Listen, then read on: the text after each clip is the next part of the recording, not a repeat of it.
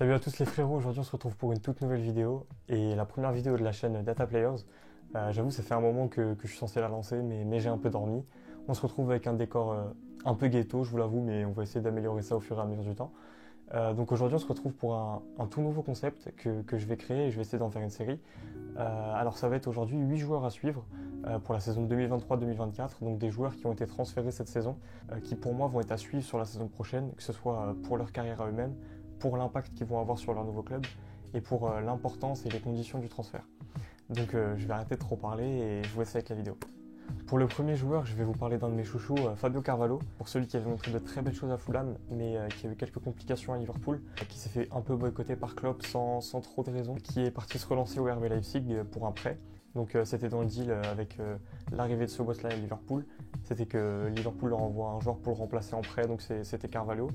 Il colle parfaitement au profil de remplaçant de Szoboszlai. Et pourquoi j'ai fait ce focus sur Carvalho, c'est parce que pour moi c'est un joueur qui a, malgré sa saison ratée, qui a quand même une très belle marge de progression et qui est surtout très polyvalent et qui pour moi n'a pas encore réellement trouvé son bon poste parce qu'on le voit sur les ailes, évoluer sur les ailes, mais pour moi c'est aussi là où il va jouer à Leipzig sûrement.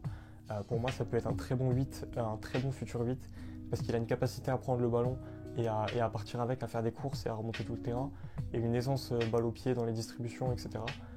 Qui pour moi serait très intéressante et très rare dans le football actuel, même si il a un profil qui ressemble à Harvey Elliott, donc c'est peut-être un peu bouché à Liverpool. On va suivre de très près sa saison à Leipzig. Pour ce deuxième joueur, je vais vous parler d'Orkun Kökçü. Désolé pour la prononciation, les Turcs attrapez pas ma veste, c'est pas ma faute. Pour celui qui a passé toute sa carrière professionnelle à Feyenoord et qui les a emmenés au titre de champion des Pays-Bas cette saison, ce qui est un sacré exploit.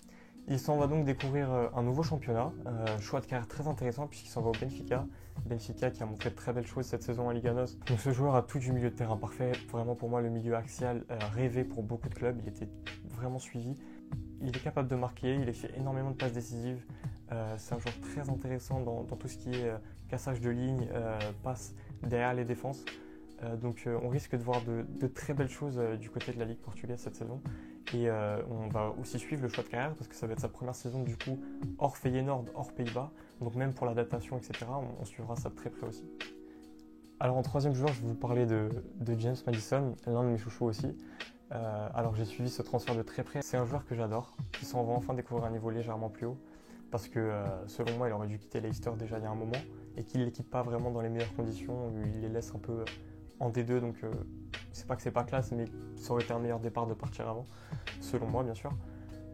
C'est un joueur offensif qui va se mêler parfaitement au système de Postecoglou, puisque ce qu'on avait au Celtic c'était son 4-3-3 à plat avec Matthew O'Reilly légèrement plus haut que les deux autres milieux.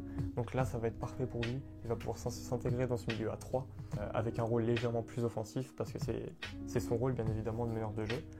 Donc que ce soit sur les phases arrêtées, après un dribble, après une course, c'est un joueur qui a un pied parfait et qui sait mettre le ballon exactement là où il faut à chaque fois.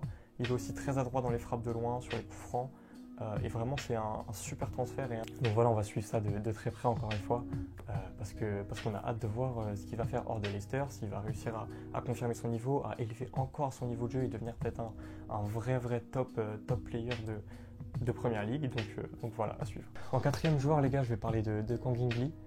Bon, c'est pas très cohérent, il y a le de l'OM là, mais bref, on va parler de Kang In Lee. Joueur coréen de Majorque que beaucoup de supporters du PSG ont découvert cet été après sa venue. Pas un recrutement bling bling, mais je trouve que justement on s'éloigne de cette image qu'ils avaient voulu se donner assez ridicule du on va arrêter les bling bling, on va arrêter les grosses stars.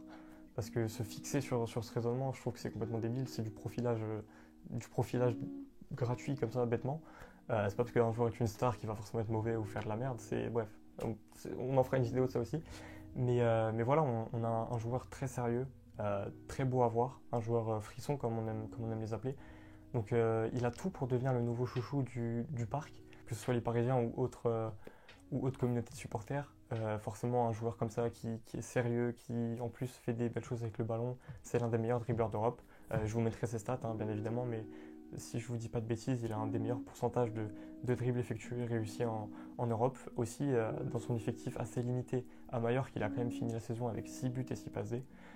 Voilà, ça reste un très bel espoir. On va avoir aussi une nouvelle communauté de Coréens qui est une très grosse communauté, on le voit avec Son à Tottenham, qui vont s'implanter au Parc des Princes et même pour la vente de maillots et pour tout ce qui va avoir autour.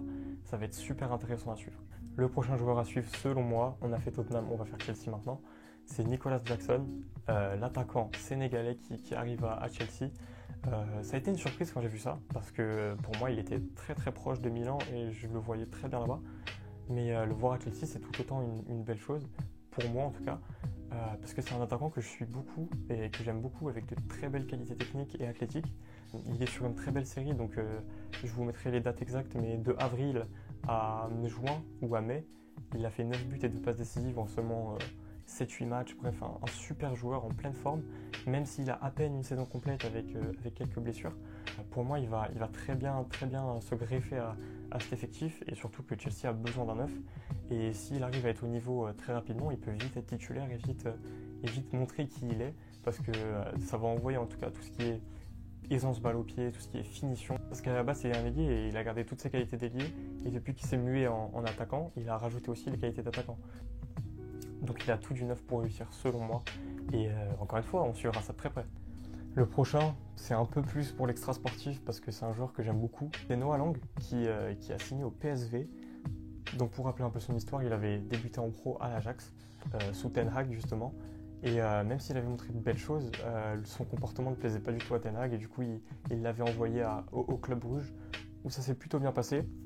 Il a montré de très belles choses en championnat et aussi en Ligue des Champions dans des gros matchs, comme face au PSG si je me souviens bien.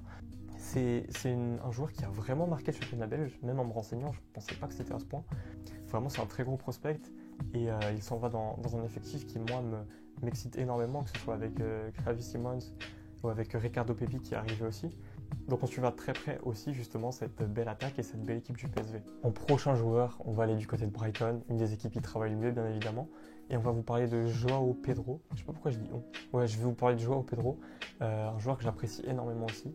Il avait montré de très belles choses en première ligue avec Watford, et il avait décidé de rester au club pour faire une vraie saison pleine en tant que titulaire et en tant que capitaine, parce qu'il a porté le brassard aussi quelques fois à seulement 21 ans. Donc voilà, cette saison en Championship, c'est 11 buts, 4 passes décisives, un très gros leadership, il tire aussi les pénaltys, capable de jouer à ailier gauche, meneur de jeu, avancé ou même un peu reculé, et même en pointe. C'est vraiment un joueur super polyvalent qui vient, selon moi, remplacer Alexis McAllister à Brighton. Donc ça fait plaisir de le voir évoluer en première ligue et directement à un niveau assez haut, parce que Brighton, l'année prochaine, c'est l'Europe, faut pas l'oublier. Donc vous connaissez le dicton, on va suivre ça de très près. Les gars, la vidéo est presque finie déjà, donc n'hésitez pas à vous abonner pour les prochaines vidéos. Et ce dernier joueur, c'est Enzo Lefebvre qui vient de signer au Stade Rennais, donc l'un des meilleurs milieux de terrain de Ligue 1, déjà à son jeune âge, capable d'évoluer milieu offensif et dans un milieu à 3, comme on l'a vu avec les espoirs français. Donc ce qui va être intéressant, ça va être de voir sa transition, donc passer de Lorient à un club qui joue l'Europe, Rennes, qui aura de belles ambitions vu comment ils ont frappé fort sur le mercato. Et ça va être aussi intéressant de voir son association, que ce soit avec Bourigeaud ou avec Ludovic Blas qui a aussi été transféré. Donc voilà, moi en tant qu'avis extérieur non supporter de Lorient ou de Rennes, moi je l'aurais plus vu passer directement le cap plus haut, parce qu'il avait déjà montré de belles choses en Ligue 1, et pour moi, c'est pas que Lorient et Rennes c'est le même niveau, bien évidemment qu'il y a l'Europe, mais moi par exemple quand ça parlait de lui à Dortmund, je trouvais que ça aurait été une très, très belle solution, donc à voir. Voilà, on va voir s'il va me faire mentir, et je vais suivre ça de très près. Bon les gars, c'est la fin de la vidéo, merci à tous d'être restés jusque là déjà, et on s'attrape dans pas trop longtemps. Je vais quand même essayer d'être actif, hein. J'ai mis 4 ans à me lancer sur YouTube, je vais poster des vidéos, donc voilà les gars, abonnez-vous, likez, partagez, faites ce que vous voulez, passez une belle journée, une belle soirée, et on s'attrape les gars, salut. Je sais pas, je suis avec nous, on s'attrape.